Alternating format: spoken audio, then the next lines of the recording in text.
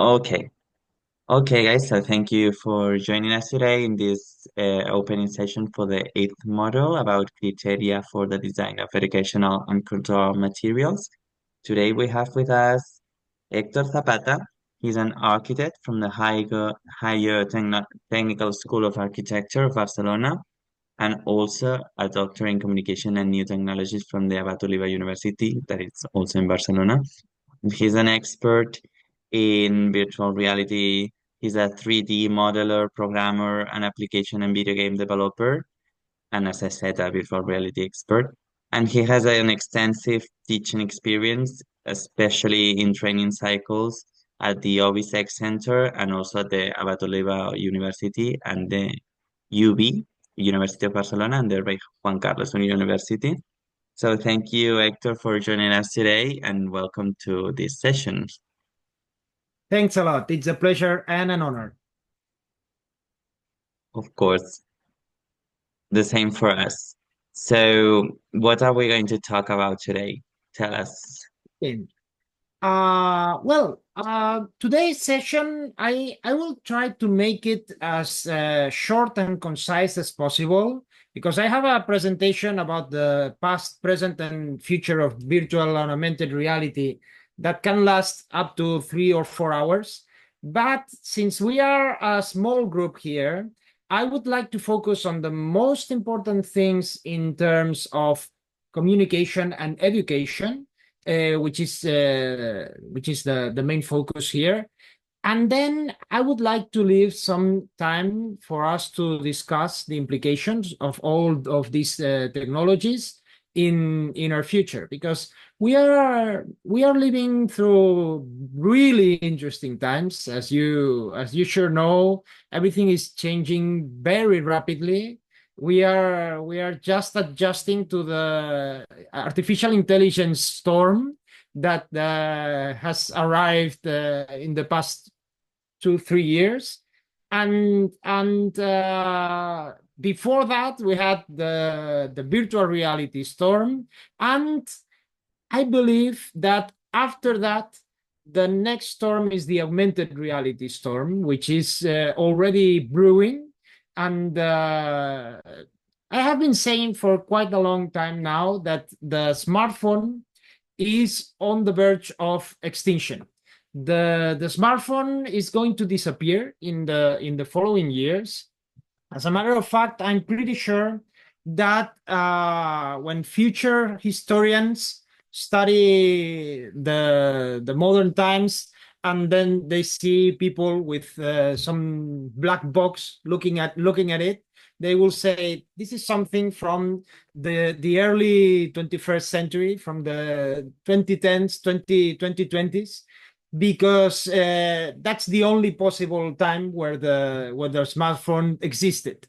If you stop to think about it, the smartphone is awesome, it's great, it's really a supercomputer in our pocket, but in terms of user interface and usability, there's a lot of room for improvement.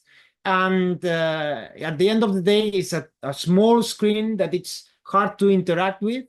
And that is going to change with augmented reality. But I'm getting ahead of my presentation. So if you like, I'd like to start from the beginning. But as I said, I'm going to try to be very quick and just focus on the most important things. I will show you also some examples of the things I'm currently working on that I think you will find interesting, because they are very related to all these subjects. And as I said, I will try to leave half an hour at the end of the session so that we can discuss and get your opinion on all of these new technologies and their implications. Okay? Excellent. So let's get started. Let's start from the beginning.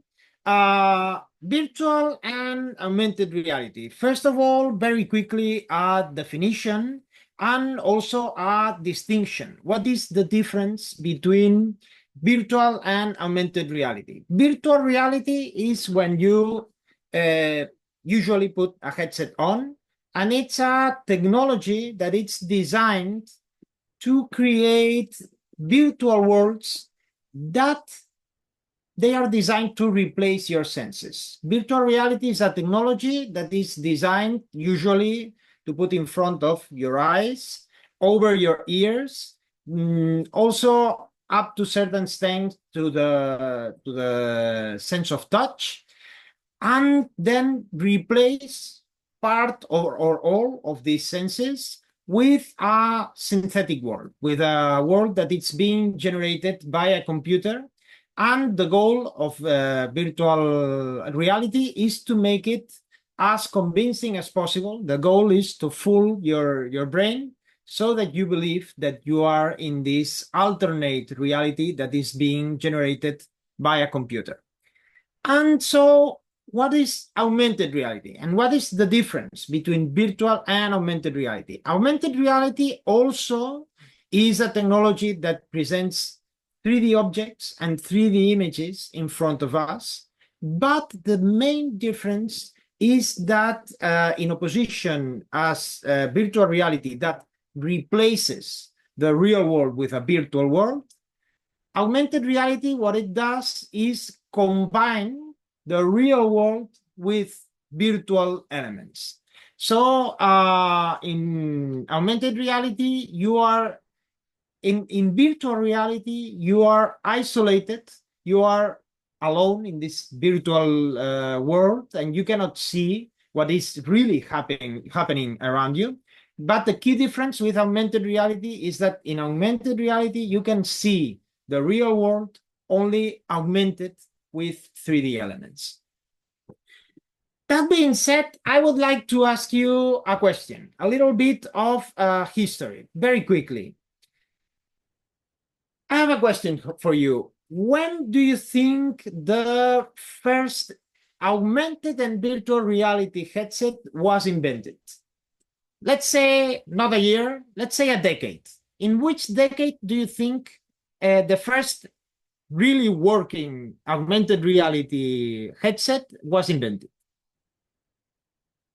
What would you say? Come on, don't be shy. Yeah. 1980, maybe the 80s. I was And gonna say 80s, yeah. before that, even before that. Uh, well, now I'm concerned 50s. You will be surprised. The first augmented reality headset was created in 1968, before we got to the moon. And of course, with very similar technology and very similar computers. It was created by a great professor and researcher, Ivan Sutherland. He's also the inventor of CAD systems, which I use as an architect a lot. He invented computer-aided design. And he created this prototype for an augmented reality headset in 1968. This prototype was called the Damocles sword because of all this contraption that the test subject has over his head. And of course, as you can imagine, it was very, very rudimentary. Behind the test subject, you can see the super powerful computer that nowadays would be a million times lower than a pocket calculator. And of course, the graphics were not so great. I will show you the graphics in a moment. But this headset did everything that a modern augmented reality headset can do. This machinery that you see over the test subject's head, it's a tracking system. It's designed to know where he's looking at. And this is what was displayed on this augmented reality headset. Of course, we are talking 1968.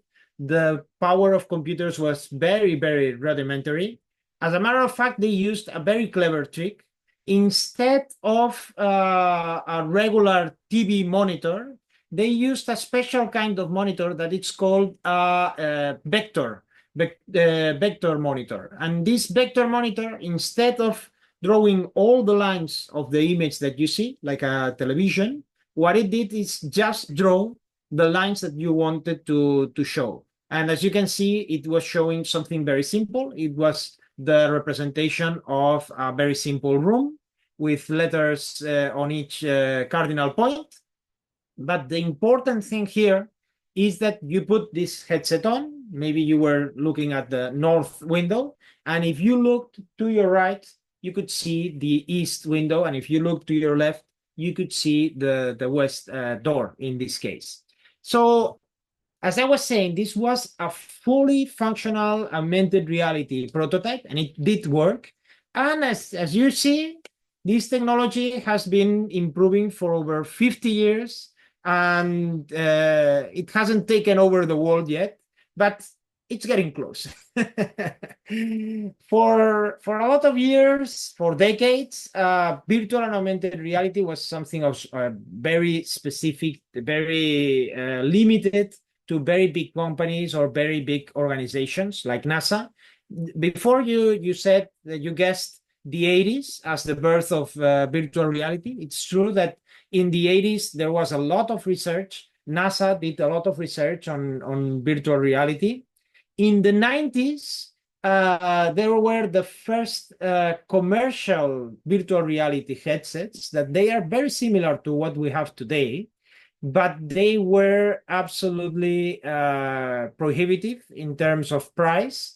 This headset that you can see here, the BPL iPhone, it was the first commercial virtual reality headset, and you need to take commercial between quotes because the price was around $90,000. It cost more than a house at the time. And you can see a little bit behind these two people using the headset. The graphics were very, very basic, below PlayStation 1 quality. And besides that, it had a very big problem. I'm sure you have heard that virtual reality gets you dizzy, that you get nauseated often when you use virtual reality. The myth comes from here. I had the chance to try one of these virtual reality headsets in the 90s. And what I remember the most is that you put the headset on, you could see this virtual world that it was basic, but at the time it was very impressive. But the problem is that if you look to your right, you would still see what you had in front of you. And after a few seconds, the image would refresh, and the frame rate was very, very, very slow. And when you turn around, it lagged some time until the image refreshed. And this is really what gets you dizzy. This difference between your movements and what you see is what gets you nauseated. And this is called latency, by the way, the time that passes between your movements and the refreshment of the image. And nowadays, this has been completely solved. So as I was saying, the journey of virtual reality has been painfully slow, and Nintendo took some of that pain. Nintendo released a virtual reality console in the 90s. I'm sure you haven't heard of it because it was a total disaster. It was ahead of its time, and it wasn't good enough, and it got people a lot of dizziness and nausea. And as far as I know, it's the only Nintendo console that only lasted like six months on the market. They almost went bankrupt because of this. Okay, so I promised to make this brief. Let's jump directly to the first virtual reality that really was a success, that really worked as intended. And this is the Oculus Rift. The Oculus Rift is the creation of a guy named Palmer Luckey. A little crazy, this guy, but a genius nonetheless. And he invented a virtual reality headset that was at the same time very good and very cheap. And one of the main innovations that he did is to simply use a smartphone screen to create the virtual reality. And so with smartphones, this was the year 2012, with smartphone screens, you could have very high quality and at the same time a pretty small price. And with this prototype, as you can see, he created a very basic prototype with duct tape, and then he went to the main video game exhibitions at the time in the United States, to the E3 and other conventions. And there he met with key people in the video game industry that were convinced that this was the future. And then they launched a Kickstarter, a crowdfunding campaign that was a huge success. And this was the first virtual reality headset that really hit the masses. So what are the properties of a virtual reality headset? Basically, a virtual reality headset is a device that has one screen per eye, or one big screen divided for the two eyes. This is important because we have two eyes mainly to perceive depth. You see two slightly different images with each of your eyes, and then your brain reconstructs the depth of that scene so that you can know which things are farther away and which ones are closer. So stereo rendering, to have two images, one for each eye, is very important. Also, of course, to do a lens correction so that you can perceive the image in a natural way. Then we have what I was talking about, the latency. Nowadays, virtual reality headsets have a very low latency, the time that passes between your movements and the refreshment of the images, and that is crucial. And then we have the matter of the degrees of freedom. As you can see, virtual reality headsets can be 3 degrees of freedom or 6 degrees of freedom. Nowadays, almost every virtual reality headset is 6 degrees of freedom. What's the difference? 3 degrees of freedom means that the virtual reality headset can measure the orientation of your head. So if you are looking left or right, up and down, or if you are performing a yaw, and these are 3 degrees of freedom, the 3 degrees of rotation of the user's head.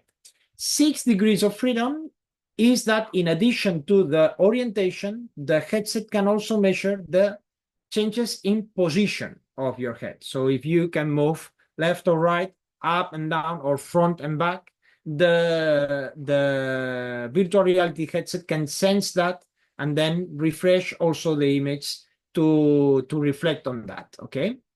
So this was the first virtual reality headset that Oculus created. I have it right here somewhere. As a matter of fact, I have it here. Just a second. This is the Oculus Rift development kit.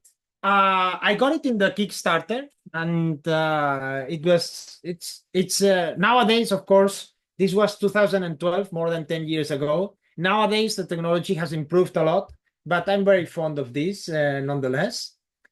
And well, I don't know. I'm going to go very quickly over this. Oculus was a small company. They started with crowdfunding, and then they were bought by Facebook. This was a strange movement, unexpected movement at the time. But Facebook, let's just say that they got a little traumatized because they got late to the smartphone era, and they promised never to be late again. And then when virtual reality emerged, they bought the main company in the space.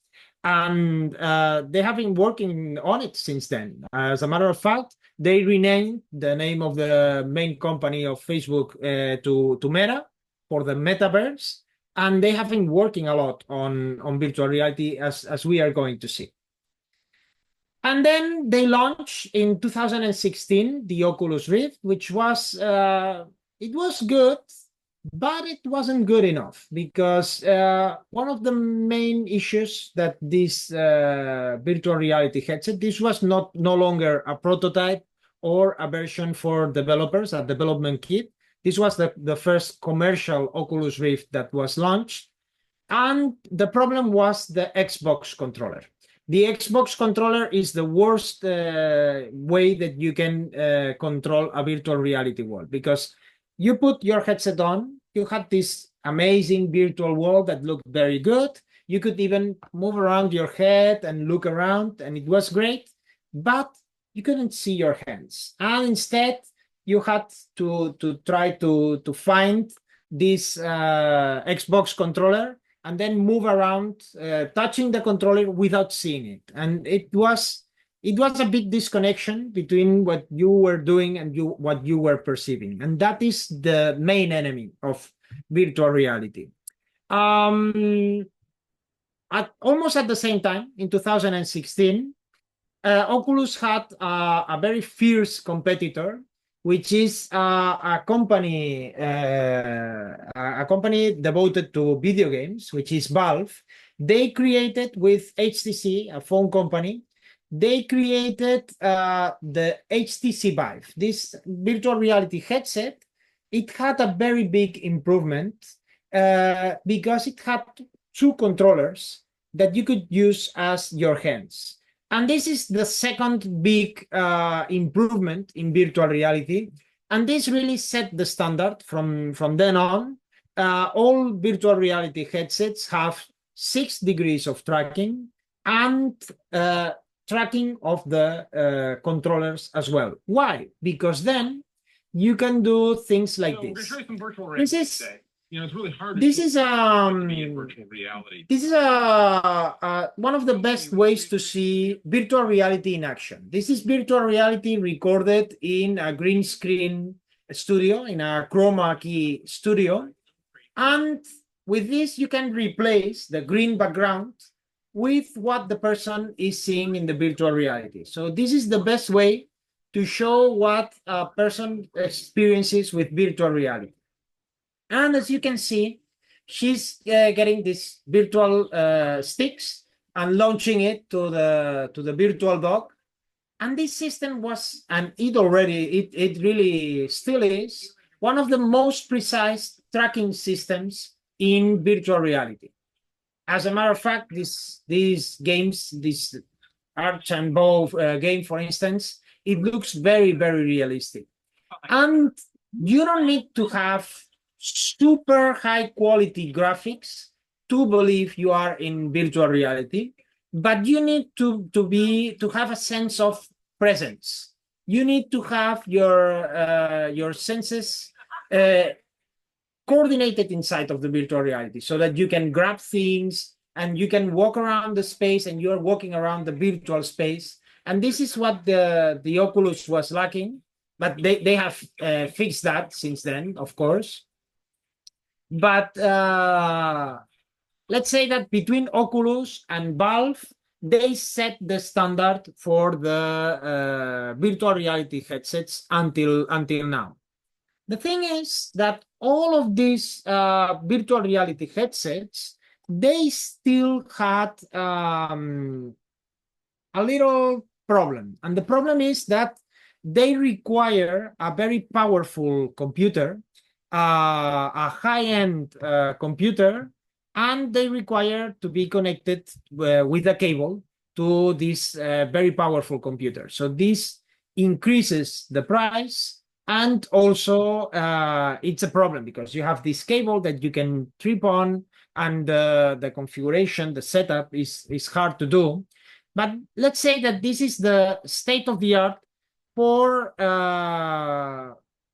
virtual reality connected to a PC, connected to a computer, okay? We are going to talk about mobile virtual reality in a moment. Let me check one thing because I'm having problems with the focus. Okay, I'm going to work with fixed focus now. Let's see if it works. Okay. There is something that I would like to show you, and it's one of the best uses for virtual reality.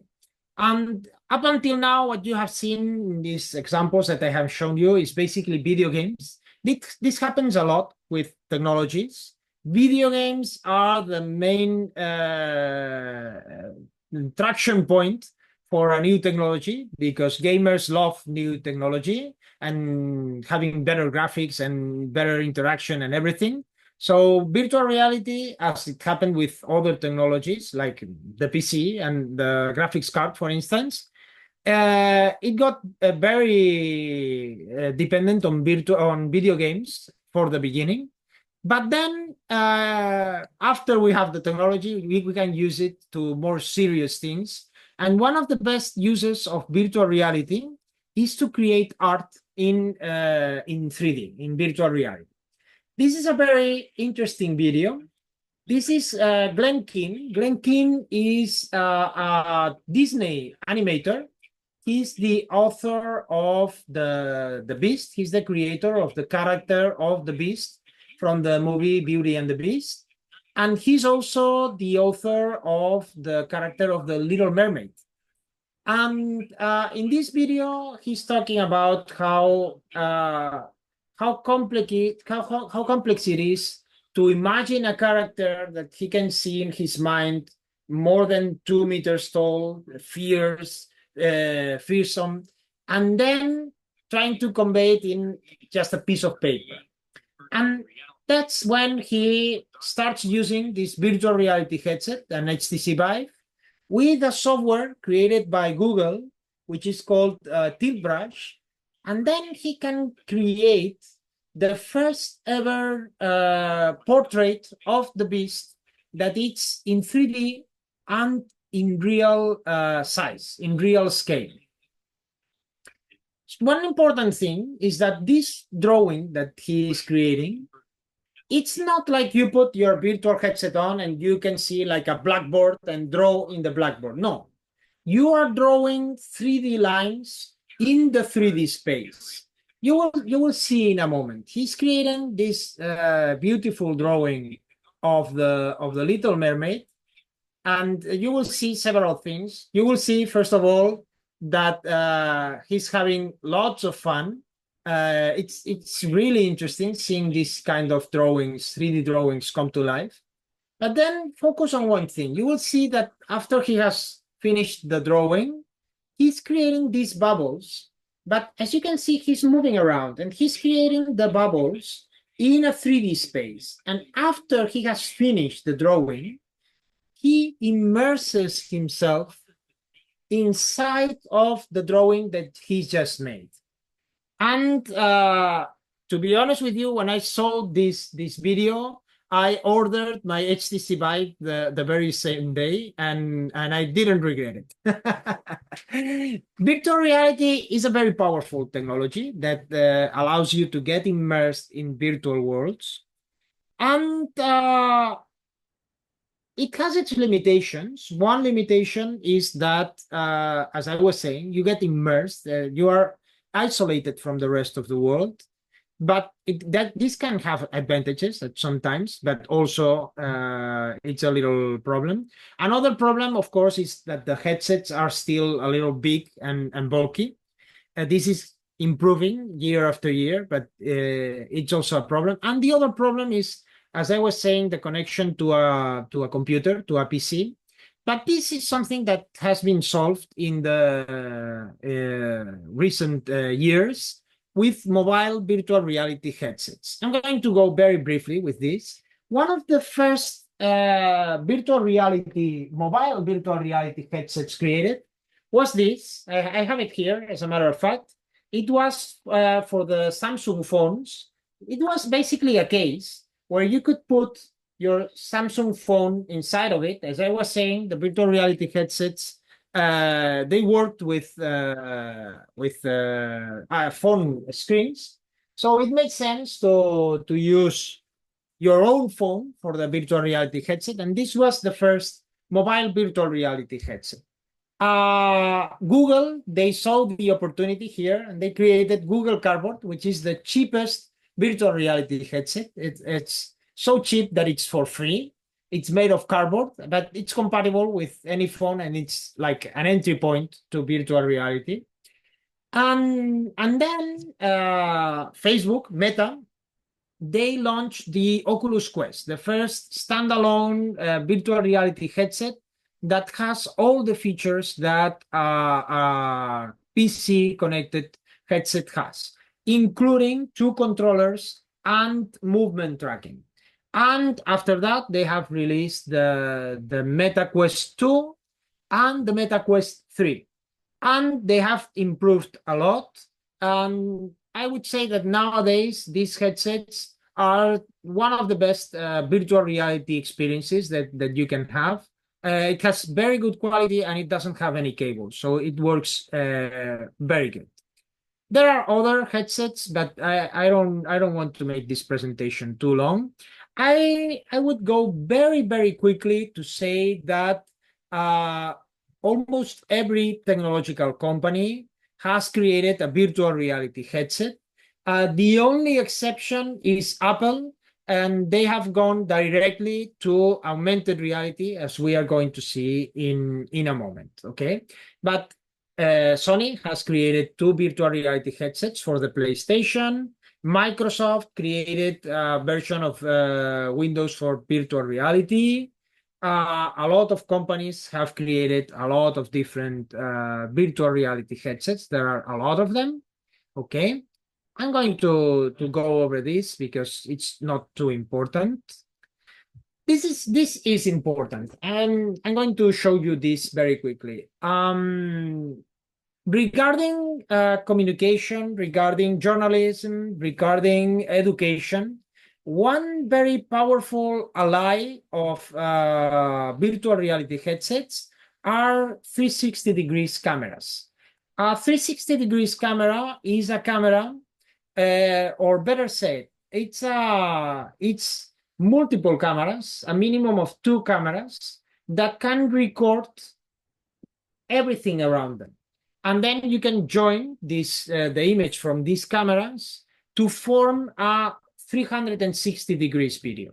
You can experience these videos if you just go to YouTube and type 360 degrees video. You can see one of these videos, and in your computer or in your phone, you can click and drag and you can look around in the video. But of course, the most powerful experience is when you put a virtual reality headset on, and then you can see in first person what was recorded, and it's very realistic. It's very powerful. It's a great way of communication with this immersive technology. This is a consumer 360 degrees camera. This is a little bit more professional 360 degrees camera. It's a GoPro rig made of 6 GoPro cameras. And this is a high-end, almost cinematography grade 360 degrees camera made by Samsung that cost like $20,000, something like that. And they are even more expensive cameras there are even more expensive cameras for 360 degrees recording. And here I would like to show you a project that I created precisely for the university, for the UAB. And it's a little application to travel around the world in virtual reality with 360 degrees videos. As you can see, you have a little world map in your hand, and you can use this to pick a destination and then see it virtually with a 360 degrees video. And these kind of videos in virtual reality, they are very impressive. You can see here this application that we created where you can touch on some place and then travel there. And this is very interesting because let's say that virtual reality as other technologies like your TV or a cinema screen or your computer or your phone, virtual reality uses a screen, but the screen is so close to you that the screen disappears. And then you forget that you are watching a screen and you are really immersed inside of the content. And this is really very different than to perceive this, let's say, from the comfort of your home, where a screen is a window, but also it's like a barrier. But with virtual reality, this barrier disappears, and you can have an experience like these ones, for instance, where you can go to the International Space Station, a place where only a few dozen of people has ever gone and will be, and you can be there almost as if you were there, which is really great. So 360 degrees camera is something that I recommend you to check out because it has a lot of possibilities and you don't need to be an expert in virtual reality. As a matter of fact, cinematography with 360 degrees cameras and creating documentaries and even streaming, it's something that it's very new and it's a great opportunity to work in this space because it's growing very quickly as well. Very good. Okay, I'm going to skip this. It's interesting, but I don't want to. I'm going to go very quickly. I don't want to take too long. I don't know if you remember Second Life. Maybe you are too young. Do you remember Second Life? Like a decade ago, was pretty famous. It was an application where people could share a virtual world, and it was the first metaverse, the first virtual world. And Facebook, they bought virtual reality because they wanted to create the Facebook of virtual reality, the social network of virtual reality. They are still working on it. To create a metaverse is something that it's not easy. They are trying very hard to create this metaverse, but it's still not here. The technology is not quite there yet, and this image, as a matter of fact, is very illustrative of the problem.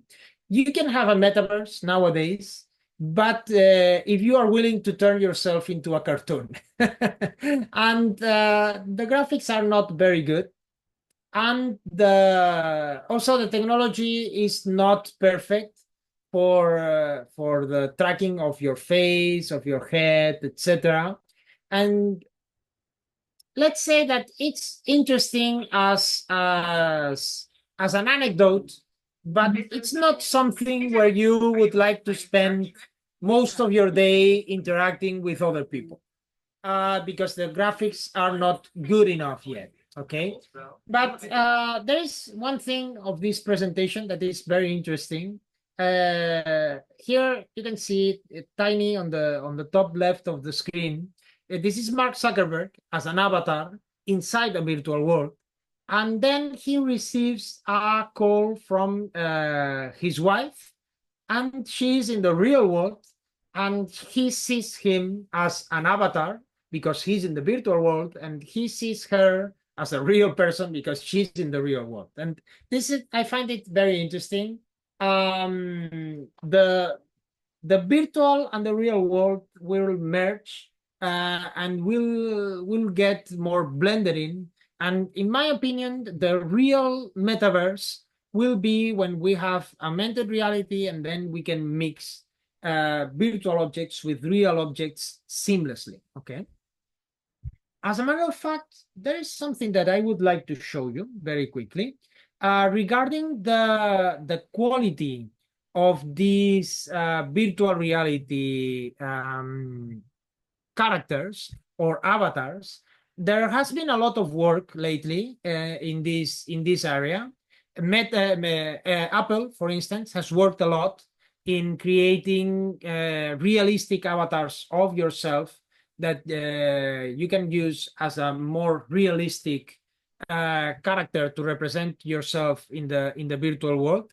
But I would say the best work so far has been by Meta. Let me just find it.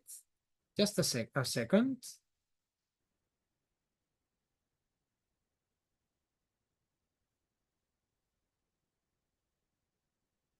Here. I would like to show you this because it's very interesting to know, to have in mind where the technology is going. And the technology is going very quickly to something like this. Let me show you. This that you see here, this is not a real person. This is a virtual avatar. And this was the first interview in the metaverse. This is Lex Friedman, which is a video blogger that he's famous for interviews for people of the tech world, but also in politics, etc. And this was the first interview in the metaverse. What they did was to create a 3D scan of him and also a 3D scan of Mark Zuckerberg. And then they did this interview where he was wearing this virtual reality headset and Mark Zuckerberg as well. And again, what you are seeing now, they are not the real ones. These are avatars. These are 3D generated characters that are synchronized with the movement of their mouths, their eyes, their facial expressions, etc. This is the future that we are heading towards. Of course, this required, they haven't disclosed how much, but this required maybe millions of dollars to create these virtual avatars. But this is something that will get cheaper and cheaper in the near future. Also with the help of artificial intelligence, I'm sure that in the near future, we will be able to have these kinds of avatars. And then you would be able to have like a phone call with other person and see them in front of you as if they were completely real. So the future is crazy. Okay.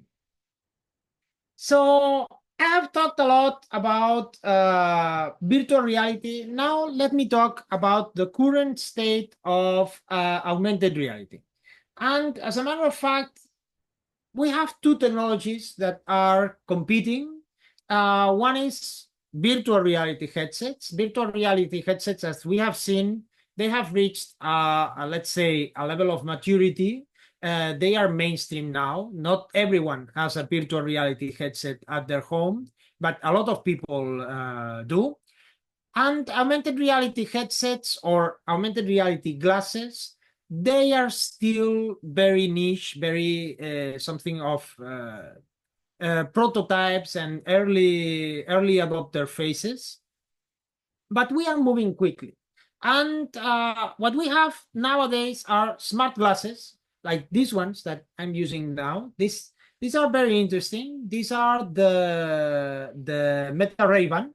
These are smart glasses that don't have a screen, but they have microphones, they have cameras. I can take a picture with it. I can ask things to the artificial intelligence from Meta. And these are smart glasses. And there are smart glasses that have also tiny screens that you can use to get information. Google Glass one was one of these early augmented reality or smart glasses, but the screen was very small and it wasn't very good and it was very expensive, so it was kind of a failure. Epson has created this kind of smart glasses with tiny projectors on the sides of the glasses. This is one of the most advanced ones, the View 6 Blade. And these smart glasses, they are like regular glasses with a tiny transparent screen. And they are not very powerful yet, but the idea is that they get more and more powerful, and they become something with a quality comparable to the virtual reality headsets that we have seen so far. And then we have more powerful, not augmented reality glasses, but I would say augmented reality headsets.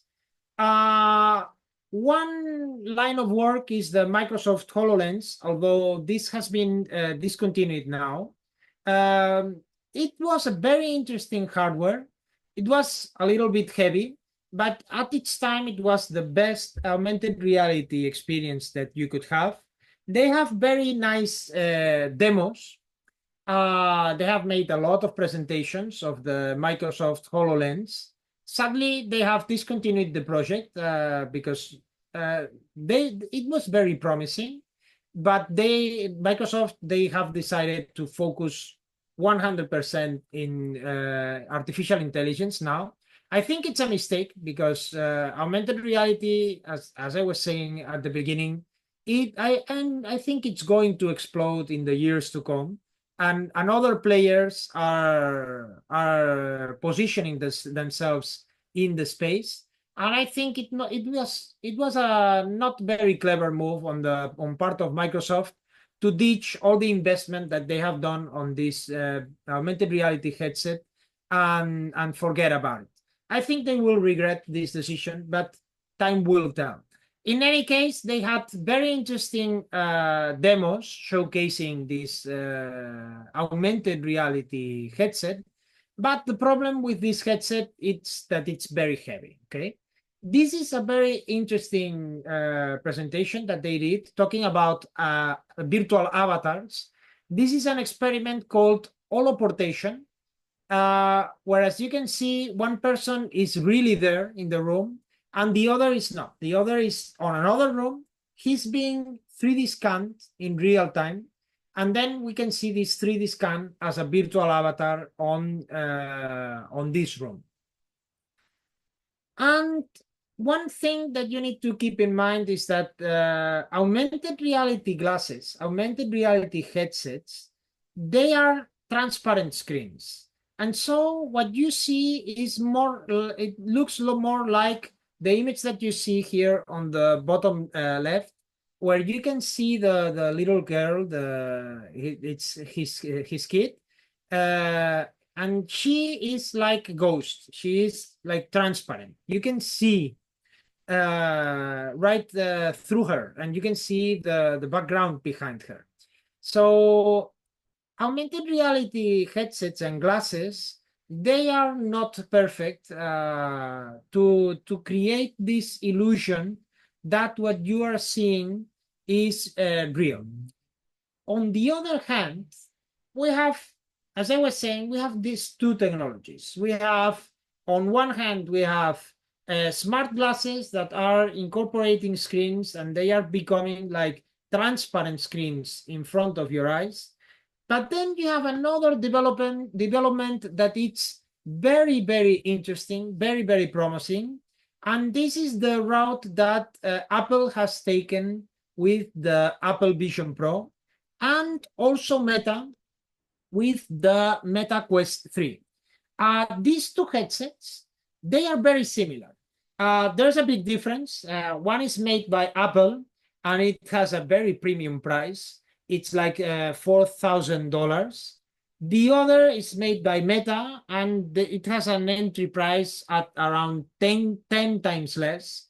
The entry point, it's like $400, but they are very similar, more than Apple would like to admit. They are virtual reality headsets with a set of cameras and sensors that allow you to see through the virtual reality headset. And you can see the real world projected into your eyes inside of the virtual reality headset. And this is very, very interesting because nowadays, I can say that this is the best augmented reality experience that you can have today. Let me show you a video.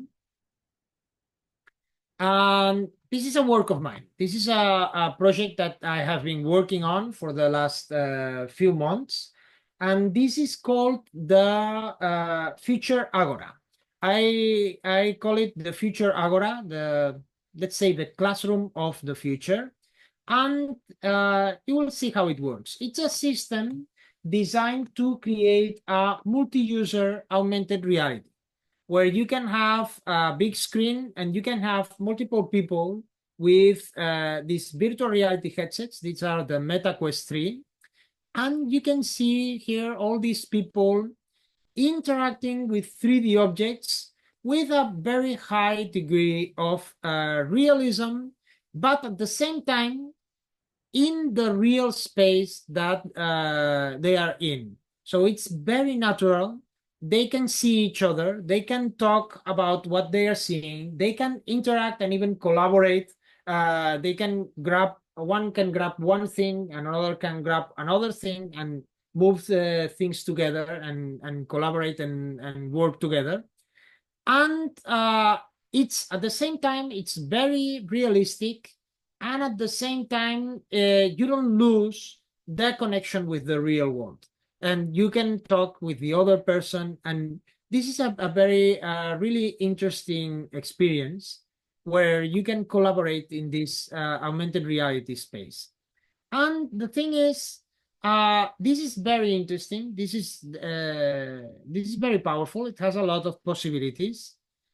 You can mix augmented reality and virtual reality. You can go from augmented reality to virtual reality, touch an object, and then get immersed inside, like this representation of the park whale. You can touch the dragon, and then you get teleported to the park whale, and you can see it from inside. And this is really very interesting. The only little problem is that it's still a pretty big virtual reality headset. And I believe that what is going to happen in the coming years is that we are going to have at the same time smart glasses are going to improve. They are going to have bigger and better screens. And at the same time, virtual reality headsets with augmented reality capabilities will get smaller and smaller. And I believe in a few years from now, we will have best of both worlds. We will have devices that will have both virtual and augmented reality. And you can have whatever you need at any given time. You can have fully virtual reality when you want. You can make your glasses opaque and get immersed in a virtual world. Or when you want, you can make them transparent and walk around with other people and go around. And when this technology becomes a reality, really the technology is there. The only thing that it's lacking is miniaturization. And when this technology is sufficiently light and small and easy to use and comfortable, then I'm sure this technology will replace the smartphone, as I was saying in the beginning. It has a lot of possibilities in video games, of course, in communication, in learning, in simulation. Let me show you another example that it's very interesting. As you can see, I am enthusiast of virtual and augmented reality, and I work on it as a professional. I have my company devoted to creating virtual and augmented reality projects, and it's really interesting because I never know what I'm going to be doing the next week or the next month, and it's very interesting to have all these kinds of very different projects. Let me show you still with augmented reality, with the MetaQuest 3, let me show you this project that has been really, really interesting because it has a lot of practical implications. This is a project that I have worked on with the Càtedra Gaudí for the Casa Batlló. You know Casa Batlló in Passeig de Gràcia? It's one of the most famous buildings by architect Antoni Gaudí. And it has gone a restoration. And what we did here is before they dismantled the balcony, we did a 3D scan, a high resolution 3D scan of the balcony. Then they removed all the parts of this very intricate balcony designed by Gaudí, and then they restored it. And when it came the time to put all the pieces back together, what we did was to use this augmented reality application so that the workers there, the experts in iron rework, they could put the headset on and see the 3D scan of how it was before, at the same time as they could see the pieces that they need to put in place. And then they could put the pieces with perfect precision and very, very quickly. And this was a great use of this technology, something that it's really a pioneer application of this kind of technology. And I'm sure we are going to see more of this in the near future. We will see this applied to a lot of buildings where you can see the virtual building before building the real one. So this was a very interesting project to work on. And while I'm at it, I'm going to show you one more project, very, very different, but also very, very related to augmented reality and education.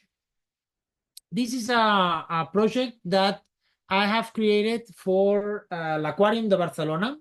L'Aquarium is it's a very famous, let's say, theme aquarium here in Barcelona.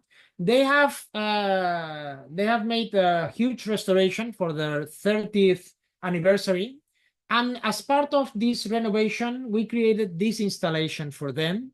It's called Aqua Protectors. And as you can see, it's a little game for kids where they can paint the fish, but it's more than that. The idea is to teach children to protect the sea.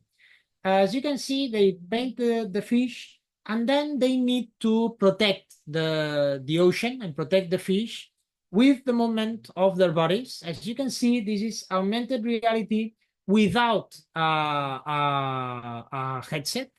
And it's very easy to use. You just need to stand in front of a big screen, and then you move around and you play the game, and then you can protect all these fishes that the kids have been painting on the touch screens. And as you can see, as I was saying before, my job is it's very unexpected. You never know what you're going to be doing next. And it's really, really interesting and really rewarding. Okay, so I'm going to finish really quick, and I would like to make a little exercise in science fiction, if I may. I'm going to talk a little bit about the future. Don't be scared, because here is where things get a little strange, even a little scary, if you want. As I was saying, virtual reality and augmented reality will merge, and we will have small devices that will be able to project virtual and augmented reality in front of our eyes very soon. I think before the end of this decade, we will have augmented reality devices so good that people will stop using the smartphone and use these devices as a replacement for the phone. And then the next step is virtual reality or augmented reality contact lenses.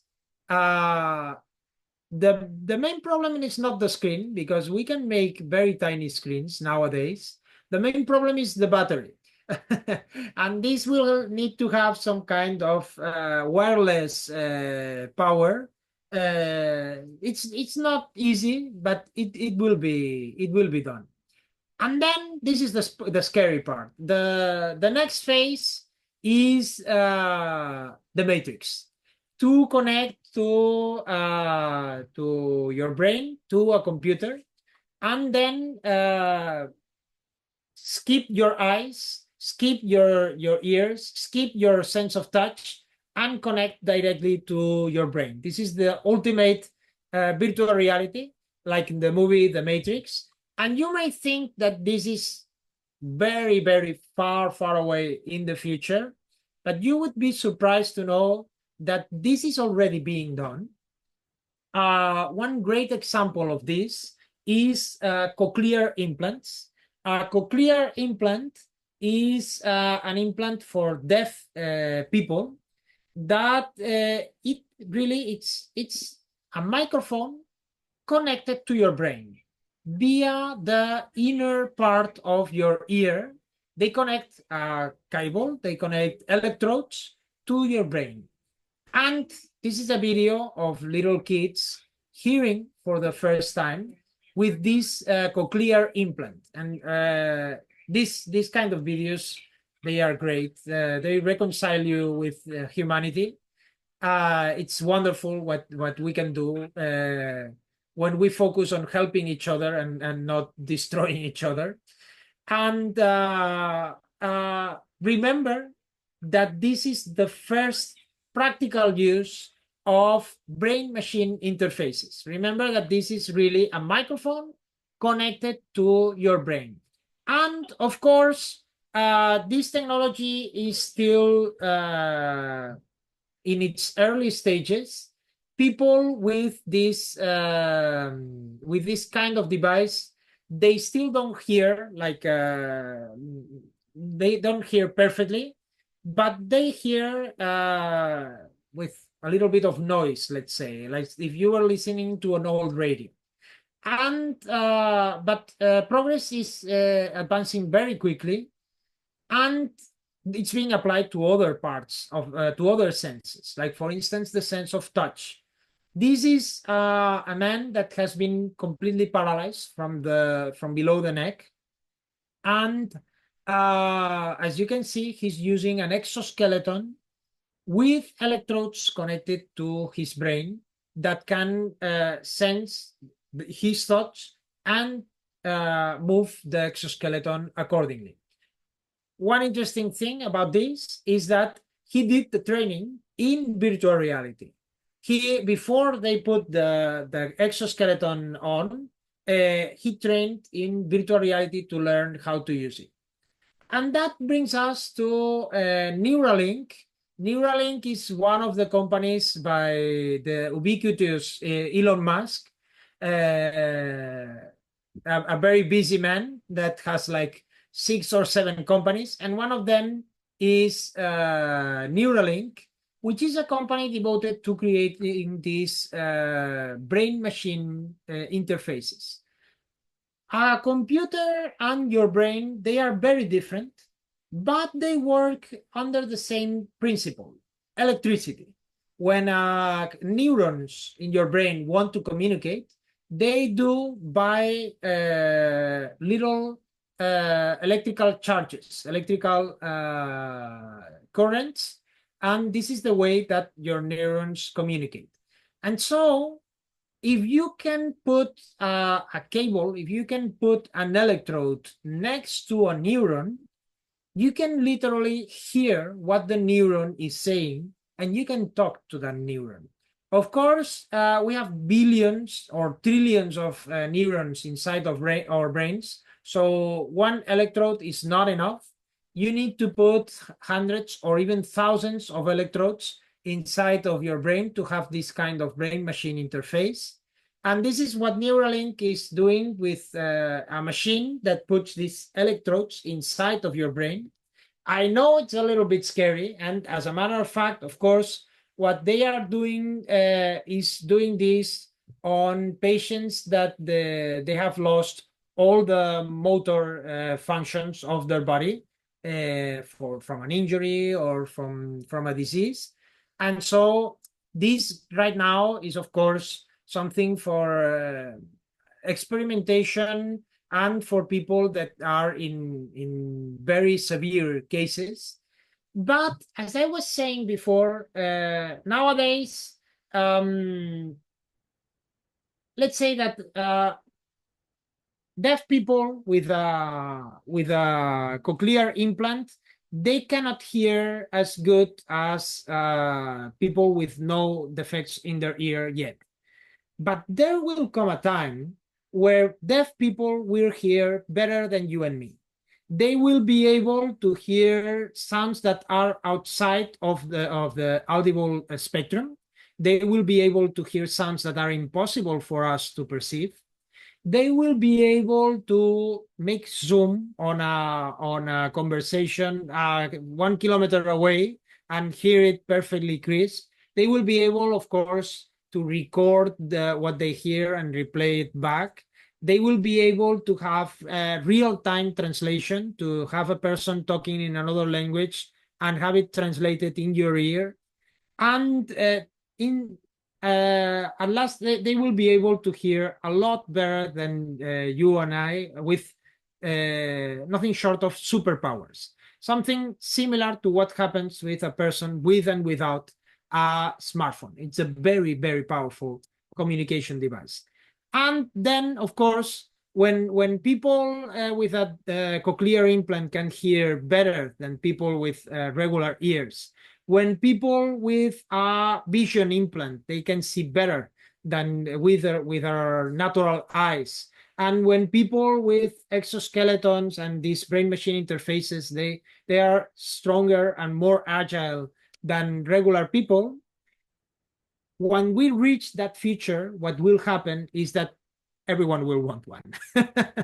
And these brain-machine interfaces, that they are in early stages, but they are the future and not the too far future. Of course, this will not happen next year or the year after, but it may happen on the next decade, or probably no longer than the one after that. And this is well within the scope of our lives. So the future is really crazy, and it's coming faster than you think. And of course, this will be the final goal of virtual and augmented reality. You will be able to have the perfect virtual reality with this kind of brain machine interfaces.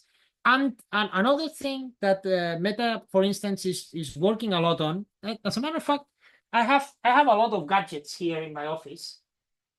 I have a prototype, a very interesting prototype here. It has a few years now, but it's very interesting. This is a neural interface, but it's not connected to your brain. It's connected to your arm.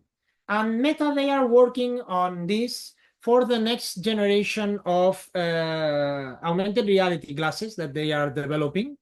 And the idea is that you have this in your arm, and it gets the electric currents that go from your brain to your hand, and then it can sense my gestures and use this as a pointing device for augmented reality. So it's a slope, really. It's a series of products that they are going to improve gradually, but before you know it, augmented reality will replace smartphones, as I was saying in the beginning, and everyone will be immersed in the metaverse. And you are at the beginning of your careers, and I believe that you need to be aware of this future that it's coming, and it's coming fast. Okay, it has been a great pleasure. I hope you have found it interesting. And as I said, I have tried to make it as fast as possible. Although you can see there was a lot to cover, but I would love to hear your opinions and hear your questions. What do you think? Am I crazy or not? Hi. Um, I wanted to kind of ask you about your opinion on haptics and how these are being integrated into these virtual realities, augmented realities. I know that there are gloves and suits that technically exist already, maybe not to the best of ability, but to me, that seems like a really potential growth area, as you were kind of mentioning, for gestures and things like that. But even pairing it with, augmented reality glasses, where you can actually get the feedback for these different things. I'm just kind of curious what your take on that is. Mm-hmm.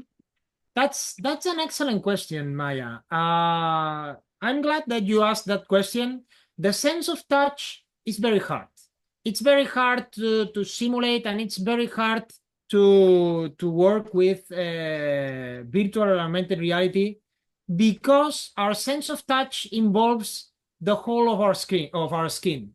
It's 2 square meters. And of course, you cannot cover 2 square meters with sensors and actuators and things, or you can, but it would be a little bit scary. And our sense of touch is very, very, very precise, very sensitive. And I would like to show you a very interesting project that I worked on like 2 years ago, to give you a sense of the state of the art for touch devices in virtual reality. 2 years ago, I participated in a very, very interesting research with the University, the Politècnica of Catalonia. And we did a project to see how we could have virtual reality for blind people. Virtual reality for blind people, of course, it doesn't work with 3D headsets. It doesn't work with screens, but it works with touch gloves. And we were able to do this pilot project with blind people, with the collaboration of ONCE, which is the blind people organization here in Spain. And we worked with these touch gloves. These are gloves that they have motors and they have cables inside that can portray a sense of touch. When you grab a virtual object, you can grab it and you can feel it.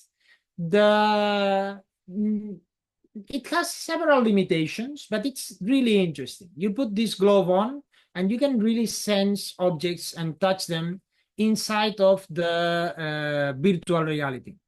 And what we did was to compare this kind of virtual reality with these touch gloves with something that blind people do all the time, which is typologic models. That is like tiny 3D models of a building, for instance, where they can touch and have like a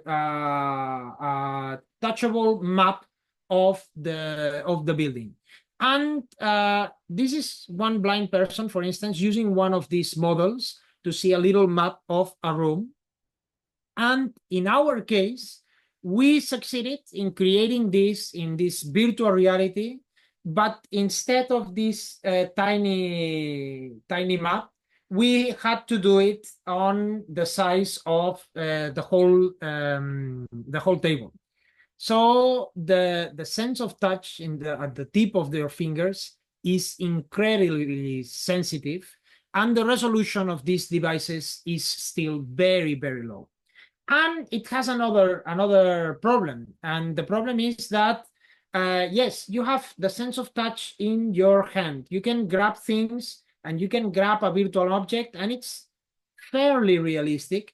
But if you go to touch a wall, since you don't have anything in your arm, nothing is preventing you from going through the wall. So as I was saying, the only solution to that would be to have a full exoskeleton, and that would be very complicated. It's very complex, as I was saying, the sense of touch. In any case, this was a very, very interesting study that we did. What it taught me the most is that the sense of touch is very, very sensitive. And what blind people can do with a tiny model or reading Braille, we are still far away from achieving this in virtual reality. But I believe things like this neural armband that I have shown you, it can be used to give you some feedback of where you're touching in the virtual and augmented reality. And it's a good start, but we are just in the beginning. If, I would say if in the sense of sight, we are maybe 80% there. In the sense of touch, we are like 1 or 2% there. Very interesting question. Thanks a lot. Do you have more? Thank you, Maya. Thank you, Hector. I don't know if any one of you had any other question. I was talking to Hector before we started, and I said to him that although I've watched this class or this presentation a couple times now, I'm always learning. I mean, technology is goes on so fast that every year, every 6 months, he adds something new on his presentation. That's so interesting. So I don't know if maybe Jamal, Malak, or Lorena would like to add something or ask something, or as are as scared as I am about the future. Don't I be scared.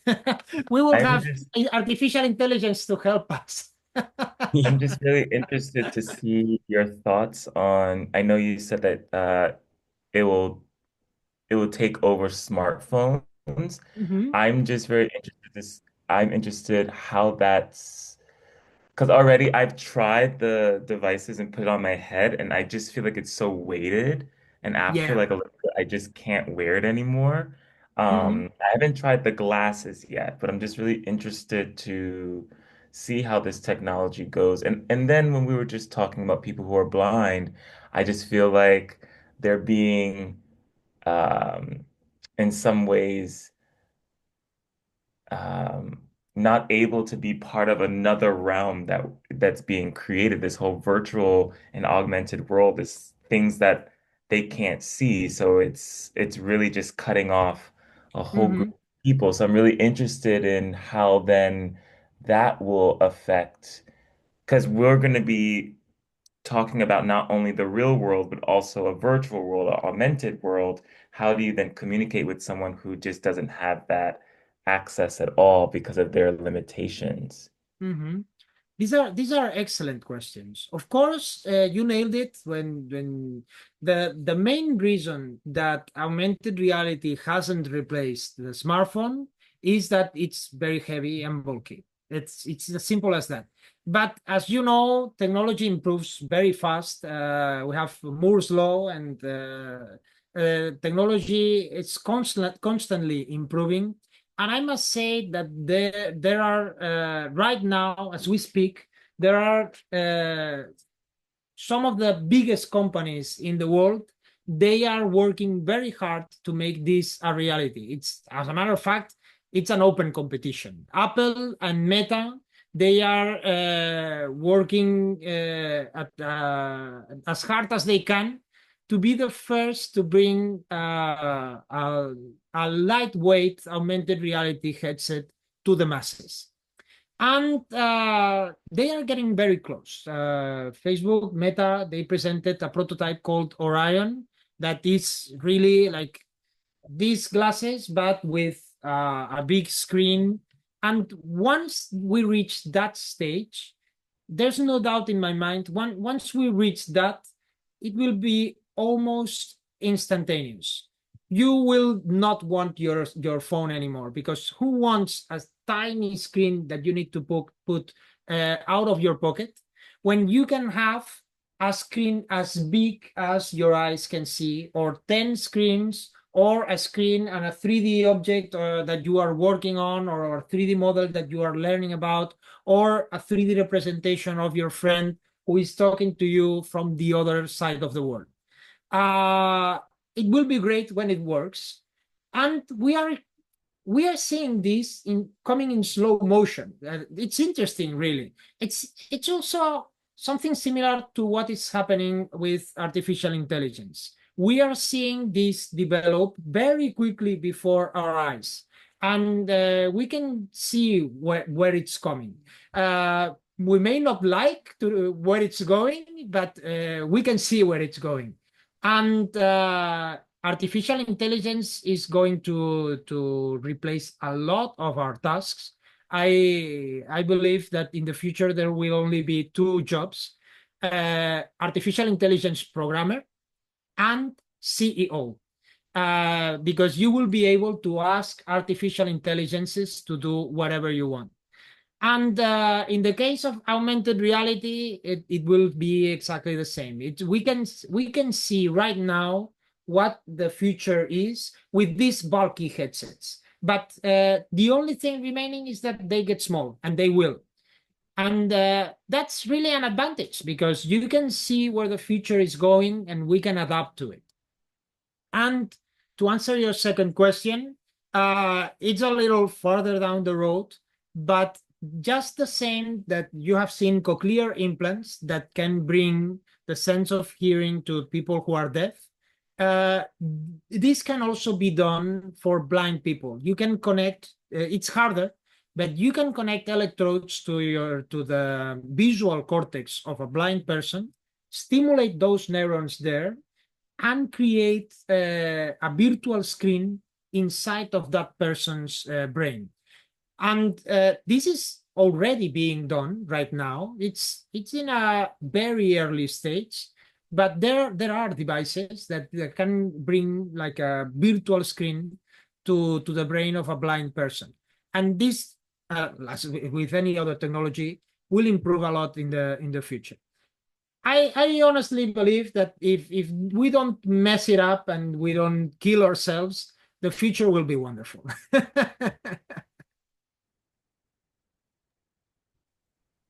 Thank you, Jamal, Okay, and thank you, Hector. I think we can leave it here with this like positive touch, a positive thought. with these famous I, last words.